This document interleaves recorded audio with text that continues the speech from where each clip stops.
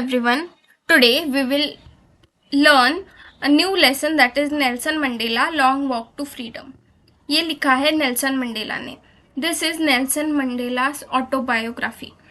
Now you must have heard these two words, autobiography and biography. Okay, so these two words are different.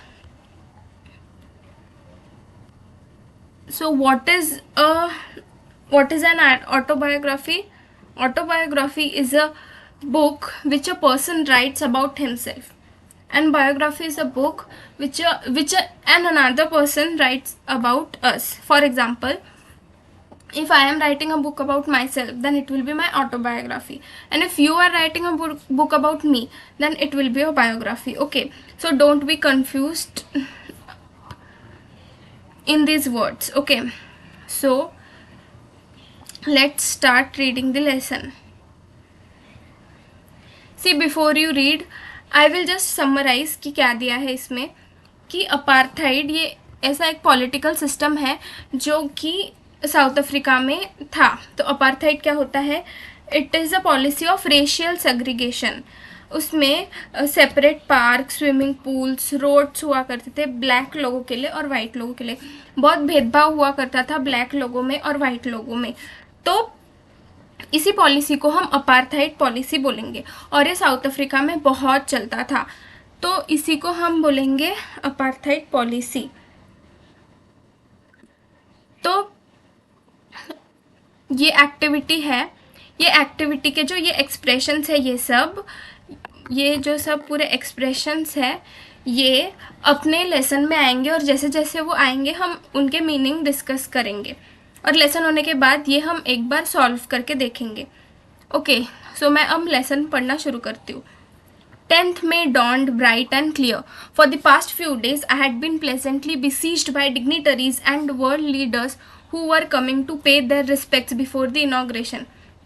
The inauguration would be the largest gathering ever of international leaders on South African soil. Okay, तो ये इसमें Nelson Mandela जी बोलते हैं कि 10th मई का दिन था. कौन सा दिन था वो? 10th मई का. और उस दिन वो बहुत खुश थे because he was surrounded by people who were world leaders, who are dignitaries. Okay, he was besieged. besieged का मतलब है to be surrounded. देखो यहाँ लिखा है besieged by मतलब to be surrounded. तो फिर वो सराउंडेड थे ऐसे लोगों से जो कि वर्ल्ड लीडर्स थे और डिग्निटरीज थे. डिग्निटरीज मतलब ऑफिसर्स. देखो, डिग्निटरी मतलब ऑफिसर्स. ये वर्ड मीनिंग्स है पूरे. तो ये जैसे जैसे आते जाएंगे हम पढ़ते जाएंगे, नए नए वर्ड्स भी सीखेंगे, हम अपनी वोकेबलरी भी स्ट्रॉन्ग करेंगे. Okay, so he was besieged by dignitaries and world leaders. और ये पहली बार ऐसा हुआ था कि साउथ अफ्रीका में इतने सारे लीडर्स आए थे. इसके पहले कभी इतने सारे लीडर्स नहीं आए थे साउथ अफ्रीका में. The ceremonies took place in the lovely sandstone amphitheatre. Underline करो. जो मैं अंडरलाइन कर रही हूँ वो आप भी अंडरलाइन करो. Sandstone amphi theatre formed by the union buildings in Pretoria. Pretoria एक जगह का नाम है. तो ये फंक्शन कहाँ हुआ? एक amphi theatre, sandstone amphi theatre formed by the union buildings in Pretoria.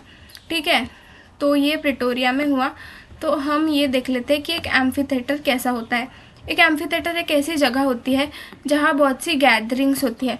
Amphi theatre जहाँ बहुत सारे लोग बैठते हैं और वहाँ कोई भी फंक्शन या प्रोग्राम हो सकता है. देखो, ऐसे जगह को हम बोलेंगे amphi theatre. So for decades this had been a seat of white supremacy, and now it was the site of rainbow gathering of different colors and nations in the installations of South Africa's first democratic non-racial government. तो पहले ये जो amphi theatre था इसमें सिर्फ white लोग बैठते थे, वाइट लोगों का ही राज था और वाइट लोगों की ही चलती थी, वाइट लोगों की ही सरकार थी. पर अब ये पहली बार ऐसा हुआ कि अब ब्लैक लोग भी आ रहे हैं, उसमें बैठ रहे हैं, और अब पूरा इक्वालिटी वाला माहौल है. अब कोई भी उधर बैठ सकता है, अब कोई भेदभाव नहीं रहा. तो ये था रेनबो गैदरिंग. रेनबो गैदरिंग मतलब कि सारे ही लोग आ रहे हैं, मतलब everyone is coming, everyone is celebrating the occasion irrespective of their races. Okay, So installation of South Africa's first democratic and non racial government. तो अब पूरा भेदभाव मिट चुका था, अब सब कुछ अच्छा हो चुका था, अब रात का अंधेरा ख़त्म हो चुका था और एक नया दिन शुरू हुआ था। Every day begins with a new hope. In the similar manner, in South Africa, the policy of apartheid had ended and the policy of equality had begun. So, on that lovely autumn day, I was accompanied by my daughter Zenani. Okay सब questions बहुत important है objective type questions के लिए। तो his daughter's name was Zenani. On the podium mister de Klerk was sworn in as the second deputy president. Then Thabo Mbeki was sworn in as first deputy president. When it was my turn, I pledged to obey and uphold the constitution and to devote myself to the well-being of the republic and its people. To the assembled guests and watching world, I said, okay, तो पहले इसका meaning discuss कर लेते हैं कि उनके साथ उनकी बेटी जेनानी भी थी और मिस्टर डे क्लर्क जो थे उन्होंने सेकेंड डेप्यूटी प्रेसिडेंट का पद स्वीकारा और जो थाबो एम्बेकी थे उन्होंने फर्स्ट डेप्यूटी प्रेसिडेंट का पद स्वीकारा। ठीक है, प्रोनाउंसिएशन थोड़ा सा देख लेना। When it was my turn I pledge to obey. हाँ, जब इनकी बारी आई तब उन्होंने बोला कि मैं संविधान का पालन करूँगा, मैं अपने लिए नहीं तो लोगों के लिए काम करूँगा और मैं इस देश को और मजबूत बनाऊँगा और मेरे लिए सबसे पहली प्रायोरिटी है इस देश का development. Okay, today all of us do, यहाँ से पढ़ रही हूँ हाँ मैं। Today all of us do by our presence here confer glory and hope to newborn liberty out of the experience of an extraordinary human disaster that lasted too long must be born a society of which all humanity will be proud. We who were outlaws not so long ago have today been given the rare privilege to be host of the nations of the world on our own soil. We thank all of our distinguished international guests for having come to take possession with the people of our country of what is after all common victory for justice, for peace, for human dignity. तो देखो मैंने यहाँ तक पढ़ लिया। तो Nelson Mandela क्या बोलते हैं कि हमारे लिए ये बहुत गर्व का एक इवेंट है कि हम सब यहाँ आए हैं। और यहाँ क्यों आए हैं? हम अपने आज़ादी बनाने आए हैं। पहले हाँ मेरे जैसे ब्लैक लोग इनको वोटिंग राइट्स नहीं थे और इनको इन्फीरियर समझा जाता था, तुच्छ समझा जाता था। पर अब पूरा डिस्क्रिमिनेशन एंड हो गया है। अब हम सब इक्वल है और हमें मतलब in the true sense now we have got independence, now we are independent and now we are equal. तो इस चीज़ को हम मनाने आए हैं।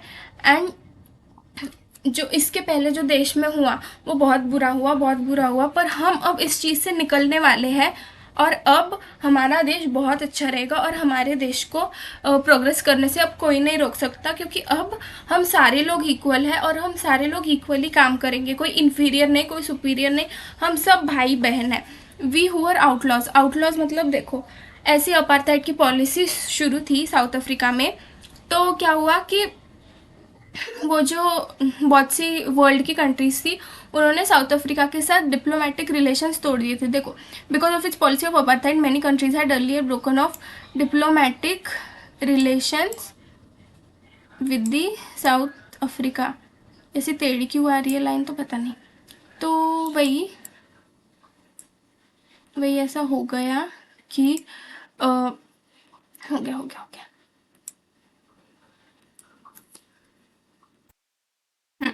तो डिप्लोमेटिक रिलेशंस तोड़ दिए थे दूसरे कंट्रीज़ ने साउथ अफ्रीका के साथ। सो पर अब ऐसा हो गया कि अपार्थाइड की पॉलिसी एंड हो गई। तो लोगों ने भी दूसरे देश के भी डिग्निटरीज आए थे, ऑफिसर्स आए थे। तो अब साउथ अफ्रीका एक आज़ाद देश है। तो अब हम अपने victory of justice, peace, human dignity को मनाते हैं और अब से हम ये प्रण लेते हैं कि अब हम जो भी करेंगे अपने देश की, अब हम जो भी करेंगे वो देश के लिए ही करेंगे। हमारी पहली प्रायोरिटी होगी इस देश का, अपनी पहली प्रायोरिटी होगी इस देश की डेवलपमेंट। हाँ, तो We have at last achieved our political emancipation. We pledge ourselves to liberate all our people from the continuing bondage of poverty, deprivation, suffering, gender and other discrimination. तो उन्होंने बोला कि हम जो भी गरीबी था, डिप्रेशन था, जो भी अन्याय हुआ, अत्याचार हुआ, जो भी डिस्क्रिमिनेशन हुआ, भेदभाव हुआ, उन सब से हम अपने लोगों को मुक्त करते हैं. अब हम सब इक्वल हैं, अब हम सब इक्वल हैं और हम सब मिलकर काम करेंगे इस देश के लिए. अब कोई ऊंचा नहीं है, कोई नीचा नहीं है, कोई बेटर नहीं है, कोई वर्स नहीं है, कोई सुपीरियर नहीं है, कोई इन्फीरियर नहीं. We all are equal, we all are equal. तो यहाँ एक वर्ड आया है bondage. See this bondage word, BONDAGE. Bondage का क्या मीनिंग होता है? बॉन्डेज का मीनिंग होता है the state of being a slave. मतलब गुलामी का जो दौर था वो ख़त्म हो गया. देखो बॉन्डेज, बॉन्डेज का meaning, bondage the state of being a slave. So edit होगा क्या ये?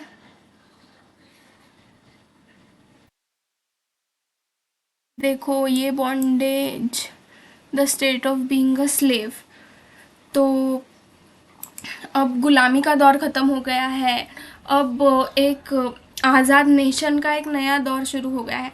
Never never and never again shall it be that this beautiful land will again experience the operation of one by another. The sun shall never set on so glorious a human achievement. Let freedom reign, God bless Africa. तो Nelson Mandela यही बोलते हैं कि मैं बहुत hopeful हूँ कि ऐसा फिर से कभी नहीं होगा. जो हो गया वो हो गया, हम उसके बारे में कुछ नहीं कर सकते, पर एटलीस्ट वी कैन इंश्योर कि इन फ्यूचर ऐसी सब चीज़ें नहीं होती है. फ्यूचर में हम सब इक्वल रहेंगे और वही कि अफ्रीका आज़ाद रहे, आबाद रहे, हमेशा प्रगति करता रहे. मैं तो यही चाहता हूँ. मैं अपने लोगों का भला ही चाहता हूँ और मैं हमेशा अपने कॉन्स्टिट्यूशन का पालन करूँगा. मैं हमेशा अपने लोगों के लिए ही लड़ूँगा. तो ये उनका ये था. ठीक है, इमेंसिपेशन, यहाँ एक वर्ड आया है इमेंसिपेशन. किधर है वो शब्द? दिख क्यों नहीं? हाँ, पॉलिटिकल इमेंसिपेशन. इमेंसिपेशन मतलब वही फ्रीडम, आज़ादी मिलना. और डेप्रीवेशन, देखो यहाँ पे बहुत से मीनिंग्स लिखे हुए हैं. तो ये हो गया इमेंसिपेशन का मीनिंग और ये हो गया deprivation. So state of not having one's rightful benefits. मतलब see the black people, they were denied voting rights and they were denied several basic human and fundamental rights. So they were denied their basic rights. इसी को बोलते हैं deprived. अगर हम बोलेंगे कि they were denied their basic rights, instead अगर हम बोलेंगे they were deprived of their basic rights, तो वो भी चीज़ सेम होगी. तो वही डिप्राइव्ड मतलब किसी का हक छीनना. ठीक है. डिस्क्रिमिनेशन, बीइंग ट्रीटेड डिफरेंटली और अनफेवरेबली. वही डिस्क्रिमिनेशन मतलब भेदभाव. भेदभाव मतलब क्या कि किसी को अलग ट्रीट करना किसी भी चीज़ के बेसिस पे, जैसे रंग के बेसिस पे कि नहीं तुम गोरे हो तो तुम सुंदर हो, तुम काले हो तो नहीं तुम सुंदर नहीं हो, तुम गोरे हो तो तुमको वोटिंग राइट्स है, ये है वो है, सारे राइट्स है, तुम आज़ादी से घूम सकते हो, फिर सकते हो. You have independence to an extent that तुम दूसरे लोगों पे अत्याचार भी कर सकते हो, तुम्हें कुछ बोलेगा नहीं. पर अगर वही तुम ब्लैक हो तो तुम मतलब रास्ते पे मतलब चल भी नहीं सकते, फिर तुम्हारी शैडो भी हम पे गिर जाएंगी. तो अरे हम तो इम्प्योर हो गए, अरे अरे ऐसे काले इंसान की शैडो कैसे हम पे पड़ सकती है. इसको बोलता है डिस्क्रिमिनेशन. वैसा वहाँ सच में हुआ करता था. एंड रियली गाइस थिंक कितना बुरा लगता है जब कोई भेदभाव करता है. देखने को तो मतलब सेम ही है ना हम लोग, कोई काला हो, कोई गोरा हो, कोई ब्राउन हो, किसी को कोई बीमारी भी है, किसी को कुछ भी है, पर हम सब तो इक्वली है ना. ये तो चलता रहता है. ये तो डाइवर्सिटी का पार्ट है कि कोई someone is fair, someone is dark and every skin colour is beautiful. देखो इस लेसन का पढ़ने का ये मोटो नहीं है कि हम लेसन पढ़ेंगे, एग्जाम देंगे, हो गया. नहीं, इस लेसन का ये मॉरल है कि हम सब इक्वल है. कोई काला है तो वो गंदा है या फिर वो अगली है, ऐसा उसका मीनिंग नहीं है. और कोई गोरा है तो वो बहुत ही सुपीरियर है, वो तो एकदम भगवान है, या फिर वो स्वर्ग से टपकी हुई परी है, ऐसा कुछ नहीं है. We all are equal, okay. किसी को किसके स्किन कलर के बेसिस पे, जेंडर के बेसिस पे, कास्ट के बेसिस पे, रेस के बेसिस पे, प्लेस ऑफ बर्थ के बेसिस पे, नेशनलिटी के बेसिस पे, किसी भी बेसिस पे डिस्क्रिमिनेशन नहीं करना चाहिए। डिस्क्रिमिनेशन एक ऐसी चीज़ है जो हमें कभी सपोर्ट नहीं करनी चाहिए। ये सिर्फ लेसन पढ़ना लिखना एग्जाम में लिख के आना बस उतने तक सीमित नहीं है, हमें ये चीज़ खुद पे भी अप्लाई करनी है, ठीक है। सो नेक्स्ट इस पे जाते हैं। देखो ये ओरल कॉम्प्रिहेंशन चेक वगैरह है ना, ये हम सेपरेट वीडियो में लेंगे, अभी हम पूरा लेसन पढ़ लेंगे अच्छे से। So a few moments later we all lifted our eyes in awe as a spectacular array of South African jets, helicopters and troop carriers roared in a perfect formation over the Union buildings. It was not only a display of pinpoint precision and military force, but a demonstration of military's loyalty to democracy, to a new government that had been freely and fairly elected. Okay. Only moments before the highest generals of the South African Defence Force and Police, their chests bedecked with ribbons and medals from the days gone by, saluted me and pledged their loyalty. I was not unmindful of the fact that not so many years before they would not have saluted but arrested me. Finally, a chevron of Impala jets left a smoke trail on the black, red, green, blue and gold of the new South African flag. Okay तो ये paragraph को देखते हैं कि बहुत खुशी का मौसम था। और ऑ का क्या मीनिंग होता है? Proud and appreciating. See here you can see ऑ इज प्राउड एंड अप्रिशिएटिंग। बहुत ही गंदा कर लिया मैंने, सॉरी। ये क्या है? ये जो पीडीएफ है ना मैं पूरा प्रोवाइड करूँगी टेलीग्राम ग्रुप पे, प्रोवाइड करूँगी मैं, जिस पीडीएफ में रहेंगे आपके न्यू वर्ड्स रहेंगे, ओरल कॉम्प्रिहेंशन चेक रहेगा, थिंकिंग अबाउट लैंग्वेज रहेगा, थिंकिंग अबाउट टेक्स्ट रहेगा, जो भी आपके बुक की एक्सरसाइजेज है वो पीडीएफ मिल जाएगा आपको। पर जब हम लेसन पढ़ते हैं तब हम सिर्फ लेसन पढ़ते हैं, तब हम क्वेश्चन आंसर के बारे में उतना ध्यान नहीं देंगे, okay. So a few moments later we all lifted our eyes in awe, मतलब सब बहुत खुश थे, बहुत अच्छा मौसम था। मौसम इन द सेंस कि ऐसे नेचुरल वाला नहीं बोल रही हूँ, मतलब आज़ादी हो गई, सब बहुत खुश है, सोल्जर्स वगैरह भी थे उधर और हेलीकॉप्टर्स वगैरह उड़ रहे थे, कुछ एयर शो वगैरह हो रहा होगा, जो भी वहाँ का मौसम था वो बहुत अच्छा था, बहुत अच्छे से सेलिब्रेशन चल रहा था। और जो मिलिट्री थी मतलब वो लॉयल थी अपने डेमोक्रेसी से, और जो गवर्नमेंट जो कि फ्री एंड फेयरली इलेक्टेड थी। तो देखो जो नेल्सन मंडेला थे उन्होंने, वो अफ्रीकन नेशनल कांग्रेस के मेंबर थे और उन्होंने जो अपार्थाइड पॉलिसी थी उसके अगेंस्ट बहुत स्ट्रगल किया, बहुत फाइट किया उन्होंने बहुत ही ज़्यादा स्ट्रगल किया, फाइट करा, लड़ा उन्होंने, to an extent that he spend 30 years in prison. वो 30 साल जेल में रहे। और फिर 1994 में जब इलेक्शंस हुए, वो फ्री एंड फेयर इलेक्शंस थे, उसमें वो जीत के आए as a president Nelson Mandela, and he became first black president, and he ended more than 3 centuries of white rule. देखो 3 सेंचुरी, 1 सेंचुरी मतलब 100 साल, 300 साल से भी ज़्यादा का जो वाइट रूल था, वाइट सुप्रीमेसी थी, जो रेसिज्म चल रहा था, जो अपार्थाइड पॉलिसी चल रही थी, उसको एंड कर दिया और नेल्सन मंडेला एक प्रेसिडेंट बने। तो वो बोलते हैं कि ये जो मिलिट्री के मेंबर्स थे, वही अगर मैं जेल में होता तो मुझे मारते, अरेस्ट करते, मुझ पे जुल्म करते, पर आज वही मैं प्रेसिडेंट बन गया हूँ, फ्री एंड फेयरली इलेक्टेड हूँ, फ्री एंड फेयर इलेक्शंस हुए और मैं इलेक्ट होके आया हूँ, तो आज वही लोग मुझे सलामी दे रहे हैं, वही लोग they are paying respect to me, they are saluting me, but not many years before they would not have saluted me but arrested me. ठीक है। और यहाँ क्या था, एक बेडेक शब्द है, देखो ये बेडेक, BEDECKED। तो बेडेक का मीनिंग होता है कि डेकोरेट करना किसी चीज़ को। तो वो जो डिफेंस फोर्स एंड पुलिस, जो डिफेंस फोर्स और पुलिस के लोग थे, उनकी जो चेस्ट थी उन पे रिबन्स वगैरह लगे हुए थे, मतलब दे वो बेडेक्ड, डेकोरेटेड और अडॉन। देखो अडॉन की स्पेलिंग देखो, ADORN, बेडेक, डेकोरेट, अडॉन। सो वही तो, उनका संघर्ष बहुत लंबा था और बहुत ही हार्ड स्ट्रगल था। एंड वो बहुत ही ज़्यादा खुश थे कि you know his hard work has given some result. Okay, so वही पूरा माहौल था कि साउथ अफ्रीकन फ्लैग वगैरह बना रहे थे with the help of the with the help of क्या बोलेंगे उसको, हेलीकॉप्टर्स वगैरह। और देखो ये साउथ अफ्रीकन फ्लैग के colours red, black, yellow, green, white, blue. तो यही कलर से वो, देखो वो यही कलर है ना कि black, red, green, blue and gold of the new South African flag.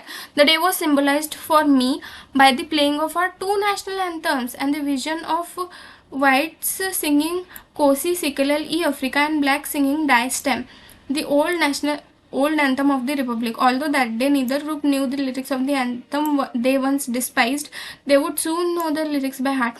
देखो दोनों नेशनल एंथम गाए। नेशनल एंथम वाइट लोगों के लिए भी अलग था, मतलब सोचो कितना भेदभाव हुआ होगा उस समय में कि उनका नेशनल एंथम भी अलग था। तो वाइट लोगों ने अपना नेशनल एंथम गाया और ब्लैक लोगों ने अपना नेशनल एंथम गाया। वाइट लोगों को ब्लैक लोगों का नेशनल एंथम नहीं पता और ब्लैक लोगों को वाइट लोगों का नेशनल एंथम नहीं पता था, लिरिक्स वगैरह और पता भी होंगे। तो मतलब दे यूज्ड टू डिस्पाइस का क्या मीनिंग होता है? डिस्पाइस का मीनिंग होता है हेट, ठीक है। लिखा है had a very low opinion of, that is also okay, but despise का मीनिंग होता है hate. Despise is anger and hatred. Okay, बहुत कीचड़ माचड़ कर दी मैंने यहाँ पे, तो ठीक है।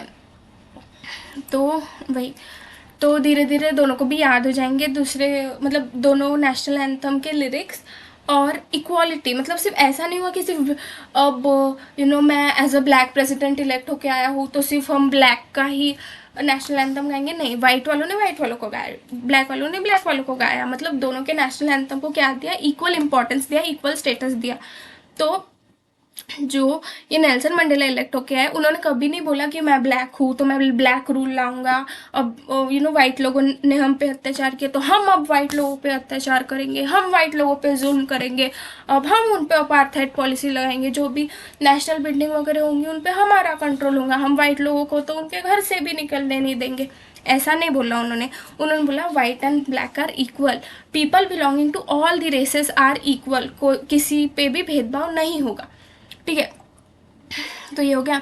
On the day of inauguration, I was overwhelmed with a sense of history in the first decade of the 20th century, a few years after the bitter Anglo-Boer War and before my own birth. The white-skinned peoples of South Africa patched up their difference and erected a system of racial domination.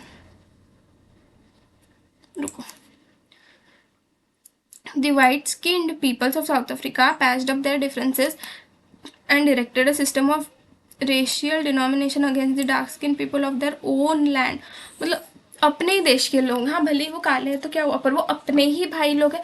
और काले गोरे का क्या, who decided that fair people are superior and black people are inferior? जो भी difference है वो हम ही ने क्रिएट किया है कि नहीं, जो पर्सन टॉल है वो सुपीरियर है, जो शॉर्ट है वो सुपीरियर है। ये सब हमने बनाई हुई चीज़ें हैं। भगवान के आगे हम सब इक्वल है, कॉन्स्टिट्यूशन के आगे हम सब इक्वल है। कोई मतलब ऐसा नहीं है कि if any white person commits crime he will get away with that, and even if black person is not doing anything he will be punished और ही विल बी जेल्ड। नहीं, ऐसा नहीं है, सब लोग इक्वल है। मतलब रूल्स नेचर के भी सब पे सेम है। नेचर तो कभी भेदभाव नहीं करता। सूरज तो कभी ये नहीं बोलता कि नहीं मैं वाइट लोगों पे धूप नहीं करूँगा, मतलब अपनी सनरेज नहीं डालूंगा, सिर्फ ब्लैक लोगों पे डालूंगा। या बारिश तो कभी ऐसे नहीं बोलती कि नहीं मैं तो सिर्फ वाइट लोगों के घर पे ही पानी दूंगी या कुछ। अगर नेचर हम में डिफ्रेंशिएट नहीं करता, अगर भगवान हम में डिफ्रेंशिएट नहीं करते, अगर कॉन्स्टिट्यूशन हम में डिफ्रेंशिएट नहीं करता, तो who are we to discriminate among our own people, among our own brother and just on the basis of race? नहीं, ऐसा नहीं होना चाहिए, सब लोग इक्वल है, ठीक है। तो वही याद कर रहे थे वो नेल्सन मंडेला कि नहीं पहले ऐसा हुआ करता था कि अपने ही भाइयों के साथ ये लोग ऐसा बिहेव करते थे. The structure they created form the base of one of the harshest most inhumane societies of the world has ever known. Now in the last decade of the 20th century and on my own and my own 8th decade as a man, 80 साल के थे वो तब, ठीक है. And that system had been overturned forever and replaced by one that recognize the rights and freedoms of all people regardless of their color of their skin. तो देखो उन्होंने एक कंपैरिजन किया है in the first decade of the 20th century. देखो ये थोड़ा टेढ़ी आ गई लाइन. अरे क्या कर रही हूँ मैं. तो मतलब उन्होंने ये चीज़ कंपेयर की है कि जो फर्स्ट सेंचुरी थी 20th सेंचुरी की, 20th सेंचुरी मतलब 1900 से जो 1900 से जो 2000 का पीरियड था, जो ये 100 ईयर्स थे, वो थी 20th सेंचुरी. तो जो 20th सेंचुरी थी उसका जो फर्स्ट डेकेड था उसमें कितना भेदभाव था, कितना मतलब हार्श सिस्टम था, अपार्थाइड पॉलिसी थी, वाइट लोगों के लिए अलग रास्ते थे, अलग स्विमिंग पूल था, ब्लैक लोगों को तो वोटिंग राइट्स भी नहीं थी, वो रास्ते पे खुल के चल भी नहीं सकते थे, बहुत सी चीज़ें थी. और अब in the last now in the last decade of 20th century, बहुत ज़्यादा अंडरलाइन कर दिया क्या मैंने, now in the last decade of 20th century and my own 8th decade as a man, मतलब वो कंपेयर कर रहे हैं कि जो फर्स्ट सेंचुरी थी 20th सेंचुरी, जो फर्स्ट डेकेड था 20th सेंचुरी का, तब वो इतना भेदभाव से भरा हुआ था, वो इतना हार्श था. और अब जो लास्ट डेकेड है 20th सेंचुरी का, वो जो है वो अब पूरा भेदभाव वगैरह ख़त्म हो गया है. और अब क्या है, अब दूसरा कर लेते हैं. हाँ, और रिप्लेस्ड बाय वन दैट, इसका कलर तो चेंज नहीं हुआ रे बाबा, छोड़ो.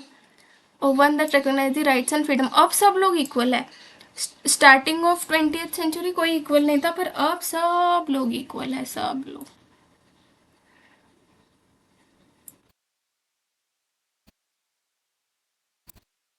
हाँ गई purple line. That day had come about through the unimaginable sacrifices of thousands of my people. Okay, people whose suffering and courage can never be counted or repaid. I felt that day I have on so many other days, that I was simply the sum of all those African patriots who had gone before me. That long and noble line ended and now began again with me. I was pained that I was not able to thank them and they were not able to see what their sacrifices had brought. ठीक है, brought का meaning होता है brought, या फिर जो भी मतलब उस चीज़ का रिजल्ट आया वो सी ब्रॉट. डन एंड अचीव को बोलते हैं ब्रॉट. हाँ, तो क्या बोलना चाहते हैं वो कि ऐसा नहीं कि ये मेरे अकेले के वजह से हुआ, मुझसे पहले भी बहुत से लोग आए, मुझसे भी अच्छे अच्छे and great people have come, and उनके हार्डवर्क की वजह से ऐसा हुआ है. पहले का स्ट्रगल उन्होंने कैरी किया, उनके जाने के बाद स्ट्रगल हमने कैरी किया. और अगर ये अभी इंडिपेंडेंस नहीं होता तो हमारे बाद भी कोई स्ट्रगल कैरी करता. तो ऐसा ये मेरा अकेले का क्रेडिट नहीं है कि नहीं मैं तो ब्लैक प्रेसिडेंट बन गया, अब मेरे हाथ में सरकार आ गई, अब मैं जो चाहे वो करूँगा, वैसा नहीं. मेरे हाथ में जो पावर आई है वो सिर्फ मेरे काम की वजह से, मेरे कर्मों की वजह से, या people trust me because of that, बस इस चीज़ की वजह से नहीं है. मेरे पहले भी लोगों ने स्ट्रगल किया है और स्ट्रगल करते करते उनकी जानें भी चली गई है. आज मैं लकी तो भी हूँ कि मैं ज़िंदा हूँ and I am seeing my nation get independence. पर पहले के लोग तो उतने लकी भी नहीं थे, वो तो सेक्रीफाइस करते करते, स्ट्रगल करते करते उन्होंने जान गंवा दी. They always placed their nation above their own life. Okay, तो उन्होंने बोला कि that day I have on so many other days I was simply the sum of all those African patriots who had gone before me. मतलब मैं सिर्फ एक person नहीं हूँ, मेरी जो पर्सनैलिटी है वो पहले के जो पेट्रियट्स थे, जो भी जिन्होंने भी स्ट्रगल किया या देश के लिए जो भी किया, तो जो भी हूँ मैं उनके वजह से हूँ. ऐसी कोई बात नहीं है कि ये सब मेरा अकेले का क्रेडिट है या मैं खुद को ही क्रेडिट दूंगा, ऐसी बात नहीं है. he on that day he felt very thankful, and he also felt very sad because he was not able to thank them, and that they were not able to see what their sacrifices have brought. मतलब उनको बहुत बुरा लगा कि नहीं, ऐसे कैसे हो सकता है कि उन्होंने इतना सब कुछ किया, but it is so unfortunate that वो ये चीज़ देख नहीं पाए। ये आज का इतना अच्छा दिन है, सारी बुराइयाँ, सारे अन्याय, डिस्क्रिमिनेशन जो भी था, apartheid policy, black and white racism, ये सब ख़त्म हो रहा है, पर जिन लोगों ने इतना स्ट्रगल किया वही लोग नहीं देख पा रहे हैं। तो ठीक है, the policy of apartheid created deep and lasting wound in my country and my people. All of us will spend many years, if not generations, recovering from that profound hurt. Okay, profound hurt, but the decades of oppression and brutality had another unintended effect. That was, it produced the Oliver Tambos, Walter Sisulu's, Chief Luthulis, and the Yusuf Dadus, the Bram Fishers, the Robert Sobuquas of a time, men of such extraordinary courage. Okay, तो इन सब लोगों का नाम लिया उन्होंने। तो मतलब वो क्या कहते हैं ये चीज़ कि ये ऑफ कोर्स इसका नेगेटिव इफ़ेक्ट तो था, मैं नहीं बोलूँगा, इस चीज़ का नेगेटिव इफ़ेक्ट तो था, पर ऐसे बहुत सारे लोग भी इस सिस्टम में इस सिस्टम ने प्रोड्यूस किए जो बहुत ही एक्स्ट्रा ऑर्डिनरी थे। इन सब लोगों का नाम लिया है उन्होंने। तो मतलब आंसर लिखते हुए आप लिख सकते हो इन सब लोगों का नाम: Oliver Tambo, Walter Sisulu, Chief Luthuli, Yusuf Dadoo, Bram Fischer, Robert Sobukwe वगैरह। तो मतलब इन लोगों का भी बहुत स्ट्रगल है। और कैसा है, एक पर्सन ना जब किस पे जुल्म होता है ना तो वो और स्ट्रांग बनता है। पता नहीं, ये एक बहुत अजीब सा फैक्ट है, पर हाँ, अगर हम पे जुल्म नहीं होता तो शायद हम उतने स्ट्रांग नहीं होते, पर आज हम पे जुल्म हुआ तो हम उतने मतलब स्ट्रांग है। तो ये चीज़ है, courage, wisdom and generosity. Okay, generosity that like there may never be known again, perhaps it requires such depths of operation। हाँ देखो, नेल्सन मंडेला भी ये बात कह रहे कि perhaps it requires such depths of operation to create such heights of character। मतलब जुल्म हुआ तभी तो वो इतने स्ट्रांग हुए, ऐसे ही वो no one is born strong. Okay, every one becomes strong जैसे जैसे सबकी सर्कमस्टांसेस आते हैं, जुल्म होता है, उन पर जुल्म हुआ तभी तो उन्होंने रियलाइज़ किया कि नहीं, ये चीज़ गलत है। और इतनी बड़ी सिस्टम, इतना बड़ा देश, इतने सारे लोग अन्याय कर रहे हैं, इतने सारे लोग डिस्क्रिमिनेशन कर रहे हैं, पर उसके खिलाफ इन लोगों ने मतलब लड़ाई की। इन लोगों ने हमेशा आवाज़ उठाया। इन लोगों ने मतलब दे वो ऑलवेज फियरलेस। उनको लगा हमारी जान चली जाएगी तो चली जाएगी, हमारी मतलब हमको जेल में डालेंगे तो डालेंगे, हमको मारेंगे, पीटेंगे, जुल्म करेंगे तो करेंगे, पर हम तो आवाज़ उठाएंगे। हम चुपचाप ऐसे अपनी मतलब अपना सर नीचे करके सुनने नहीं वाले हैं कि हमको पता है ये चीज़ गलत है तो हम आवाज़ उठाएंगे बस। तो देखो, ये जनरोसिटी एक वर्ड आया है। जनरोसिटी का मीनिंग होता है कि काइंड और हेल्पफुल होना। ठीक है, देखो, द एक्ट ऑफ बीइंग, क्या कर रही हूँ मैं, देखो ये generosity, the act of being kind and helpful.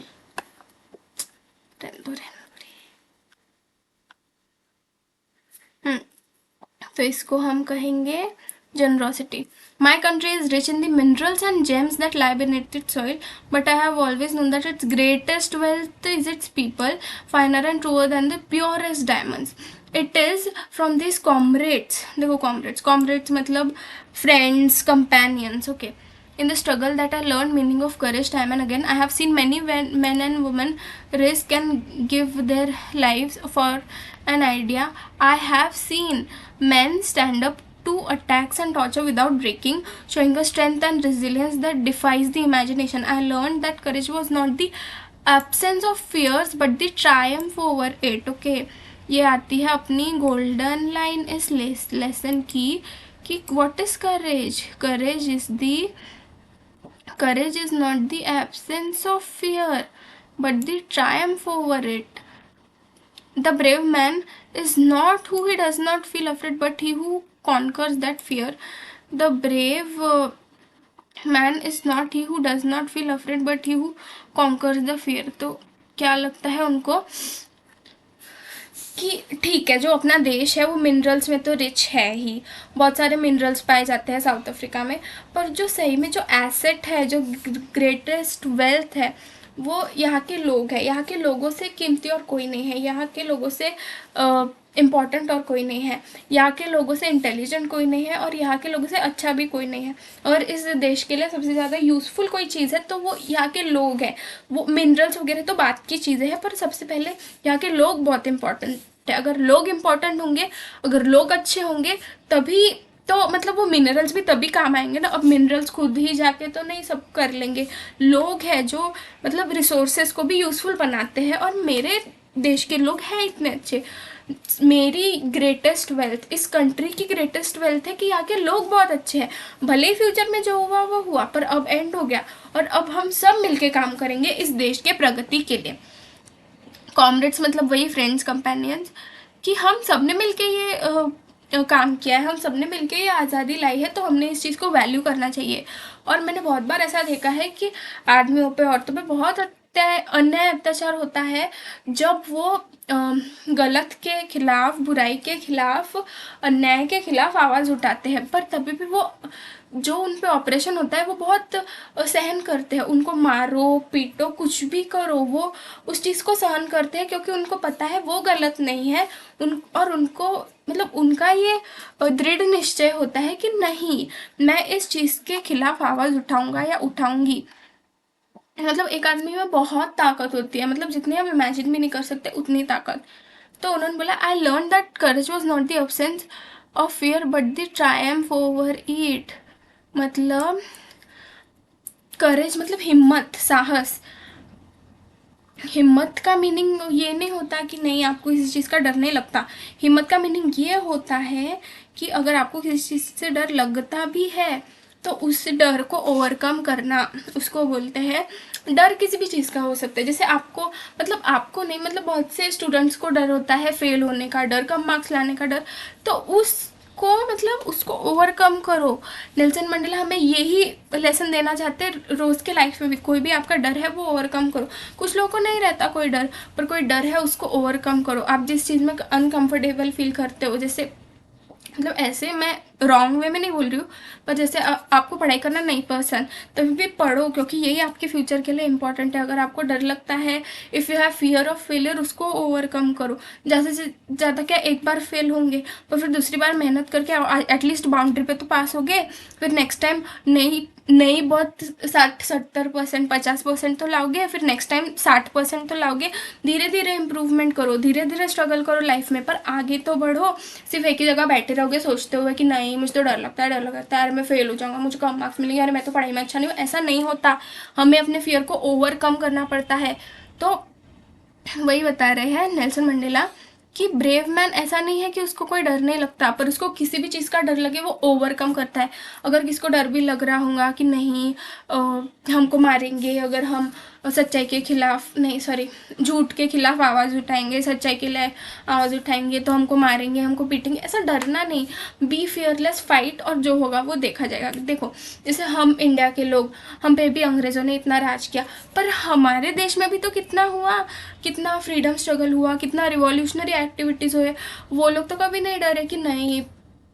अब देखो जैसे उधम सिंह ने उसको मारा, वो जो जनरल डायर था जिसने जलियांवाला कांड मतलब कराया, ओके, उसने फायरिंग की इतने सारे लोगों पे, वो तो कभी नहीं डरे कि नहीं मैं उसको मारूंगा तो ये अंग्रेज़ लोग तो मुझे मारेंगे, मुझे फांसी पे चढ़ा देंगे। चढ़ गए वो फांसी पे, उनको कोई डर ही नहीं था। उनको लगा मेरे भाई बहनों को मारा, मेरे देश के लोगों को मारा, इतने लोगों की उसने हत्या की, ही इज़ अ मर्डरर, तो मैं तो उसको मार के ही आऊंगा। इंग्लैंड में घुस के उन्होंने भरी सभा में उनको मारा। तो वही तो, brave man is not the one who does not feel afraid but he who conquers that fear. उन्होंने वो फियर को कॉन्कर किया। उनको उनके मन में अगर डर भी होगा, कभी तो डर लगा होगा कि नहीं मुझे मारेंगे, ये करेंगे, पर उन्होंने खुद की जान की भी परवाह नहीं की। हमको थोड़ा सा भी हाथ में पैर में लग जाता है तो हम यहाँ पे रोते बैठते, और उन्होंने लिटरली उनकी पूरी जान गंवा दी, फांसी पे चढ़ गए, पर उनको कुछ नहीं लगा। देखो इसको बोलते हैं ब्रेवरी, इसको बोलते हैं साहस। सो ये लाइन बहुत इंपॉर्टेंट है। इवन आप आंसर में भी लिखो कि I learn that courage was not the absence of fear but the Triumph over it. The brave man is not the one who does not feel afraid but he who conquers the fear. Okay, no one is born hating another person because of the color of his skin or his background or his religion. People must learn to hate, and if they can learn to hate, they can be taught to love. For love comes more naturally to the human heart than its opposite. Even in the grimmest time, grimmest, okay, when my comrades and I were pushed toward limits, I would see a glimmer of humanity in one of the guards, perhaps just for a second, but it was enough to reassure me and keep me going. Man's goodness is a flame that can be hidden but never extinguished. देखो ये है, मतलब कितना बड़ा उन्होंने quote दे दिया। In life every man has to an obligation to his family, parents, wife, children, and he has an obligation to his people, community and his country. हाँ, तो देखो क्या कहना चाहते हैं हम। तो यहाँ पे हम ये कहना चाहते हैं, मतलब नेल्सन मंडेला ये कहना चाहते हैं कि जब आपका जन्म होता है तब आप किसी को मतलब ऐसे रैंडमली हेट नहीं करने लगते हो कि no he is a dark skinned boy so I will hate him, is a dark skin girl so I will hate him. नहीं, ऐसा नहीं होता है। हेट एक ऐसा इमोशन है जो सबको सिखाया जाता है। मतलब हमको बचपन से बताया जाता है कि नहीं, जो गोरा है वो सुंदर है, जो काला है वो अगली है। फिर हम बड़े होते होते वही सीखते हैं। अपन को कोई गोरा चिट्टा पर्सन दिखता है तो अपन को लगता है हाय कितना हैंडसम है, कितना क्यूट है, oh my God that girl is so pretty. और वही कोई डार्क है तो अपन को लगता है छी कल्लुआ कैसा है, क्या है। ये कितनी गलत चीज़ है। पर ये हम माँ के पेट से नहीं सीख के आए हैं ये सब चीज़। ये हम आफ्टर बीइंग बॉर्न लोगों के साथ रहने के बाद, सोसाइटी में रहने के बाद, इवन टीवी न्यूज़ ये सब देखने के बाद हमको पता, मतलब हमको पता नहीं चलता। It is not a fact जो पता चले, मतलब हमारे मन में वो बिलीफ बैठ जाता है कि नहीं, गोरा है मतलब सुपीरियर है, काला है मतलब ये, गोरा लड़का है मतलब oh my God he is so handsome, he is so charming, he is so attractive, oh my God मैं तो फिदा हो गई। और वही सुंदर लड़की है तो ओ माय गॉड कितनी सुंदर है, कितनी अच्छी है, मस्त, मैं मांग लूँ क्या अपने लड़के के लिए उसको, मस्त गोरी चिट्टी है, सुंदर है, ऐसा। और अगर वही कोई लड़की सावली रही तो अरे वो सावली है क्या, भले उसके नैन नक्श अच्छे है पर वो सावली है, नहीं मेरा बेटा तो इतना गोरा है, मैं कैसे ऐसी सावली लड़की को मांग लूँ मेरे गोरे चिट्टे लड़के के लिए। मतलब क्या कोई, मतलब इस कन्वर्सेशन से तो हमें यही फील होता है ना कि जो गोरा है वो सुपीरियर है और जो काला है वो इन्फीरियर है। पर ऐसा नहीं होता है, ऐसा कुछ नहीं करना चाहिए। और बचपन से ये सब चीज़ें नहीं सिखाई जाती, ये हम बड़े होने के बाद सीखते हैं कि नहीं जो मोटा है वो वो अगली है, जो पतला है वो बहुत सुंदर है, बहुत अट्रैक्टिव है। ठीक है, मतलब ऐसा नहीं होता है। ये हेट का जो इमोशन है ये हमें सिखाया जाता है। देखो ह्यूमन बीइंग बचपन से प्यार की भाषा समझता है, बचपन से। कोई 2 साल का बच्चा भी रहे, वो 2 महीने का भी बच्चा क्यों ना रहे, आप उसके साथ खेलोगे, देखोगे, हंसोगे, थोड़े टाइम बाद वो आपको पहचानने लगेगा, वो आपके पास आने को करेगा। मतलब वही, मतलब a person they can be taught to love, for those love comes more naturally to human heart, love comes more naturally। सबसे ज़्यादा नेचुरली क्या आता है, love come more naturally to human heart. तो वही जो हेट्रेड है वो सिखाया जाता है। हेट्रेड हम माँ के पेट से समझते नहीं हैं, हम सीख के नहीं आते हैं कि नहीं मुझे कोई काला बंदा दिखेगा तो मैं तो उसको हेट करूँगी, मैं तो उसको छीछी करूँगी कि अरे ये तो ऐसा है, ये तो गंदा है, ये तो भद्दा है। नहीं, ऐसा नहीं। हम सबसे प्यार करना ही जानते हैं पर हम हेट का इमोशन बाहर से सीखते हैं, हेट का इमोशन इस सोसाइटी से हम सीखते हैं। नो वन इज़ बॉर्न अगली इवन इन द ग्रिमेस्ट टाइम। ग्रिमेस्ट मतलब सैड, सीरियस, चैलेंजिंग। ओके, देखो इधर भी मैंने लिखा है पर मैंने ग्रिमेस्ट नहीं लिखा है, मैंने ग्रिम लिखा है। देखो ग्रीम, बहुत मुझे सर्कल बनाना नहीं आया, सॉरी। ग्रिम, ग्रीम, ये है ग्रीम। ग्रिम है sad, serious, challenging. Okay, so yes, then it's opposite grimmest time, मतलब कितना भी बुरा वक्त आ जाए, मैं और मेरे जो दोस्त थे, मेरे जो साथीदार थे, हम जब लोग प्रिजन में थे तब कोई हम पे कितना भी जुल्म अत्याचार कुछ भी करता था, पर कोई एक तो गार्ड होता था जो थोड़ी दया दिखाए, थोड़ा एक तो गार्ड होता था जो थोड़ा मतलब हम पे दया दिखाए, हमको रहम करे, या हमको खाना ला के दे, या फिर हमको किसी भी तरह की छोटी सी ही सही, एकदम छोटी सी ही सही मदद करे। हमारे लिए उतना भी बहुत होता था। मतलब हमको ऐसा लगता था कि इतना हम पे जुल्म हो रहा है, पर अगर उसमें से हम पे अगर 100 गार्ड जुल्म कर रहे हैं पर उसमें से एक भी अच्छा है, तो you know that was enough to keep us going. मतलब हमको लगता था कि नहीं, इंसानियत है, दुनिया में लोग बहुत अच्छे हैं, तो हमने मतलब ऐसे अच्छे लोगों के लिए काम करना चाहिए हमेशा। मतलब अच्छाई है इस दुनिया में। देखो कितना भी बुरा वक्त आ जाए, कितना भी बुरा समय आ जाए, आपको कभी भी ये सोचना नहीं चाहिए कि दुनिया बुरी है, लोग बुरी है। नहीं, आपका ही माइंड ऐसे पॉइंट ऑफ व्यू से खराब होगा। मतलब सोचो कि दुनिया अच्छी है, ऑफकोर्स बुरे भी लोग हैं, पर हमको बुरे लोगों को इग्नोर करना है, हमको बुरे लोगों को मतलब ध्यान ही नहीं देना है, उनके साथ रहना नहीं है, कुछ कुछ ये नहीं करना है हमको, पर उनको हमको हेट भी नहीं करना है, ये बात है। तो ठीक है, man's goodness is a flame that can be hidden. देखो यार, कोई इंसान कितना भी बुरा हो उसके अंदर कोई एक अच्छाई होती ही है, पर कैसा, अब जैसे एज अ गार्ड, अगर कोई person as a guard appointed है, तो उसका काम है कि जो प्रिजन में लोग हैं उन पे जुल्म करना, जो भी ऊपर से उनको ऑर्डर आते होंगे वो उनको फॉलो करना पड़ता।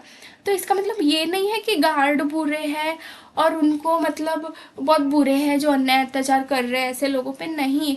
गार्ड मतलब उनके भी रोजी रोटी का सवाल है, उनकी भी वो जॉब है, उनकी जॉब नहीं करेंगे तो उनको पैसे कहाँ से मिलेंगे, फिर वो घर पे खाएंगे क्या। इंसान भी मजबूर होता है, कभी कभी वो भी काम करता है जो अच्छा नहीं लगता, क्योंकि देखो एक आदमी को अपना फैमिली का पेट पालना होता है, खुद का भी पेट पालना होता है, अपना घर के खर्चे है, बाहर के खर्चे है, जो भी है सब करना पड़ता है। तो कैसा, हम किसी को बुरा नहीं बोल सकते। इवन गार्ड गार्ड कितना भी अन्याय अत्याचार करे, इसका मतलब वो नहीं है कि वो हम पे अन्याय अत्याचार करना चाहता है। इसका मतलब ये है कि उसके ऊपर से उसको ऑर्डर आया है कि तुम जेल के लोगों को मारो, पिटो, खाना मत दो, उन पे अन्याय करो, अत्याचार करो, ऐसा। मतलब इसका मीनिंग ये नहीं है कि वो गार्ड दिल से बुरा है, ठीक है। So in every life man has to an obligation. दो ऑब्लिगेशन मतलब जैसे हो गया रिस्पॉन्सिबिलिटी, ये मैंने मेरी लिस्ट में इंक्लूड नहीं किया है, तो ये obligation, every man has to an obligation in his life. एक ऑब्लिगेशन होता है अपने फैमिली की तरफ, पेरेंट्स की तरफ, वाइफ की तरफ, बच्चों की तरफ, और एक दूसरा ऑब्लिगेशन होता है लोगों की तरफ, देश की तरफ, और जो अपनी कम्युनिटी है उसकी तरफ। मतलब देखो ये दोनों भी चीज़ें इंपॉर्टेंट है, आप किसी भी एक को इग्नोर नहीं कर सकते। मतलब आप अपने देश के लिए, कम्युनिटी के लिए घर वालों को इग्नोर नहीं कर सकते, और घर वाले, पेरेंट्स जो भी है, बच्चे, बीवी जो भी है, भाई बहन, उनके लिए आप देश को इग्नोर नहीं कर सकते। दोनों को भी मतलब बैलेंस करके चलना पड़ता है।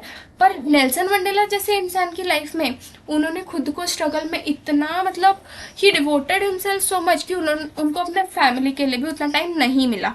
ये एक सच्चाई है। और ऐसे नहीं कि नेल्सन मंडेला, कोई भी किसी भी देश के स्ट्रगल में, इंडिपेंडेंस स्ट्रगल में जिन लोगों का बड़ा हाथ रहा है, उनकी लाइफ ऐसी ही होती है। उन्होंने खुद को मतलब देश के लिए इतना मतलब डिवोट कर लिया कि उनको फैमिली, बीवी बच्चों के लिए टाइम नहीं है। फिर बीवी बच्चे भी कंप्लेंट करते हैं कि नहीं आप हमको टाइम नहीं देते, फिर वो इंसान उनको समझाते कि नहीं, देश के लिए लड़ रहा हूँ, कल देश आज़ाद हो जाएगा तो हम भी खुश रहेंगे, मतलब ऐसा।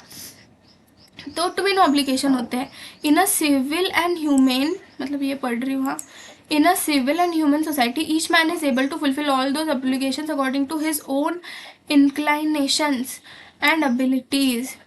But in a country like South Africa, it was almost impossible for a man of my birth and color to fulfill both of those obligations. In South Africa, a man of color who attempted to live as a human being was punished and isolated. In South Africa, a man who tried to fulfill his duty to his people was inevitably ripped from his family. A man who tried to fulfill his duty to his people was inevitably ripped from his family and his home and was forced to live a life apart.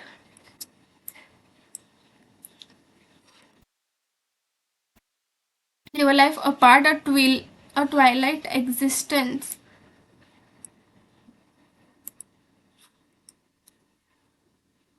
A twilight existence of secrecy.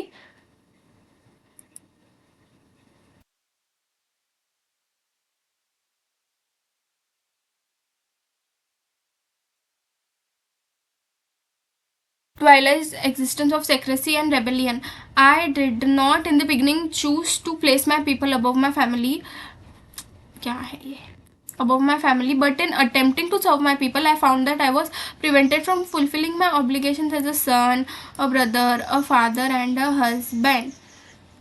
So okay, what happened कि Nelson Mandela जी बोल रहे हैं कि मतलब दो obligation है अपने. एक ऑब्लिगेशन होता है फैमिली, बच्चे, बीवी, परिवार, अपना भाई बहन जो भी है, और एक ऑब्लिगेशन होता है अपना देश, अपना कंट्री, अपना मतलब देश कंट्री एक ही होता है बोलना, और जो भी कम्युनिटी है, अपने देश के लोग हैं. मतलब ऐसे ज़रूरी नहीं कि आपका किसी के साथ खून का रिश्ता हो, पर देखो इंसानियत का रिश्ता तो सभी के साथ होता है. तो ऐसे कोई ज़रूरी बात नहीं है कि अ, सब लोग सब चीज़ मैनेज कर पाए. जो स्ट्रगल में रहते हैं, इंडिपेंडेंस स्ट्रगल में वगैरह रहते हैं, वो ज़्यादा इंक्लाइंड रहते हैं टुवर्ड्स उनका obligation towards their nation and you know people, community जो भी है, वो घर की तरफ उतना ध्यान नहीं दे पाते. एक नॉर्मल कंट्री जहाँ कोई डिस्क्रिमिनेशन वगैरह नहीं होता है, एक पर्सन दोनों ऑब्लिगेशन अपने पूरा करता है, जिसको जितना होता है उतना मतलब ऑब्लिगेशन पूरा करता है. जैसे अब मैं हूँ, अब मैं कोई बहुत बड़ी लीडर नहीं हूँ या कोई बहुत ग्रेट इंसान नहीं हूँ, पर मैं मेरी फैमिली की तरफ कैसे ऑब्लिगेशन पूरे करती हूँ. मैं उनकी सेवा करती हूँ, कुछ गोली ला के देती हूँ, तबीयत वगैरह ख़राब होती है तो सेवा करती हूँ सबकी, घर के कामों में मदद करती हूँ, उनको खुश रखती हूँ, इमोशनली अवेलेबल रहती हूँ. और ऑब्लिगेशन टुवर्ड्स माई कंट्री, देखो ट्रैफिक रूल्स फॉलो करना ऑफ कोर्स ये खुद की सेफ्टी के लिए है, पर कैसा है कि अगर हम ट्रैफिक रूल्स फॉलो नहीं करेंगे तो एक्सीडेंट होने के चांसेस है. मेरी गलती की वजह से दूसरे की जान नहीं जानी चाहिए ना. तो वही अपना वोटिंग राइट का यूज़ करना, और पीछे से एम्बुलेंस आ रही है तो उसको जाने को जगह देना. ऐसा नहीं कि नहीं मुझे तो जल्दी हो रही है ऑफिस को जाने के लिए, नहीं, ऐसा एटीट्यूड नहीं. पीछे एम्बुलेंस आ रही है, पहले उसको जाने दो. आप 5 मिनट लेट भी हो गए तो ठीक है, पर किसी की जान तो बच रही है, आप एम्बुलेंस को जाने दे रहे हो. तो हाँ, तो ये ऐसे छोटी छोटी भी चीज़ें हैं जो हम बोल सकते हैं कि जो है ऑब्लिगेशंस टूवर्ड्स वंस कंट्री. तो पर साउथ अफ्रीका ऐसी कंट्री थी जहाँ पे मतलब अगर कोई black man try to rebel और मतलब try to raise his or her voice against the system, against the apartheid policy, तो फिर उनके साथ ऐसा होता था कि उनको बिल्कुल मतलब अपने फैमिली से अलग कर दिया जाता था, उनको जेल में रख दिया जाता था वगैरह. मतलब it was not easy at all for a man to fulfil both his obligations. A twilight existence of secrecy and rebellion.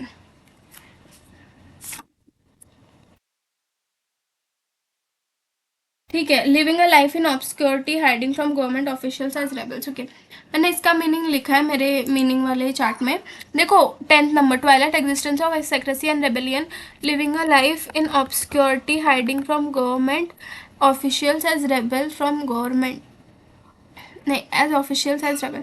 मतलब वही छुप के अगर आप स्ट्रगल भी कर रहे हो तो आपको और अगर किसी को पता चल गया कि नहीं ये इंसान स्ट्रगल कर रहा है, रेबल कर रहा है, या जो भी बगावत वगैरह कर रहा है, तो पुलिस उनको आएंगी, ढूंढेंगी. तो पुलिस से बचने के लिए आपको जगह जगह घूमना पड़ेगा, भटकना पड़ेगा, अपने फैमिली को छोड़ के रहना पड़ेगा. आपको फैमिली के साथ भी रहना, तो you have to also keep your family safe. क्योंकि फैमिली, देखो आपके घर पे कोई आया कि नहीं ये तो बगावत कर रहा है, रेबल कर रहा है, हमको पता चला, तो अगर वो पर्सन नहीं मिला तो उसके फैमिली को भी हार्म कर सकते हैं, है ना. मतलब सिर्फ वो पर्सन ही नहीं, पूरी फैमिली भी डेंजर में आ जाती है. तो बहुत से कॉन्सिक्वेंसेज रहते हैं स्ट्रगल करने के भी. पर जो लोग स्ट्रगल करते हैं, जो लोग देश के लिए लड़ते हैं, जो लोग फ्रीडम फाइटर्स होते हैं, वो कभी इन चीज़ों के बारे में नहीं सोचते. They are ready to sacrifice anything for their mother nation. Okay, तो उनको लगा कि हाँ मैं देश के लिए तो स्ट्रगल कर रहा हूँ, जो कि बहुत अच्छी बात है, पर कहीं ना कहीं मेरा ऑब्लिगेशन एज अ ब्रदर, मतलब मैं एक भाई होने का रिश्ता नहीं निभा पा रहा हूँ. एज अ सन मैं अपने पापा की, माँ की उतनी सेवा नहीं कर पा रहा हूँ. मैं अपने बच्चों के लिए एक अच्छा पिता नहीं हूँ शायद, मतलब उनको ऐसा लगता था. क्योंकि वो मतलब पूरी तरीके से देश के लिए ही डिवोटेड थे, और ऊपर से उनको जेल हो गई 30 साल. 30 साल में एक बच्चा जवान हो जाता है, शादी हो जाती है इंडिया में. तो पर 30 साल, सोचो 30 साल जेल में रहना is not a freaking joke. Okay, तो इतना उन्होंने किया. तो यह जो है ये, I was not born with the hunger, ये जो है ये हम अगले वीडियो में करेंगे। I was not born with hunger क्योंकि अपना अभी बहुत लेसन बाकी है, कितने 2 पेजेस बाकी है, तो वो हम नेक्स्ट वीडियो में देखेंगे क्योंकि ऑलरेडी वीडियो बहुत बड़ी हो गई है। ठीक है, कुछ डाउट्स वगैरह रहे कमेंट्स में पूछते जाओ, कोई इशू नहीं है। और कौन से टॉपिक पे वीडियो चाहिए वो भी बता देना। पीडीएफ प्रोवाइड कर दूंगी क्वेश्चन आंसर का वगैरह, जो कि मेरे हैंड रिटन रहेंगे, और देखेंगे और कैसे इंग्लिश को कवर करना है। और सब्सक्राइब कर लो चैनल को, क्योंकि सीरियसली मैं इंग्लिश के वीडियोस डालते रहने वाली हूँ। सो ओके, मिलते हैं बाद में। Have a nice day.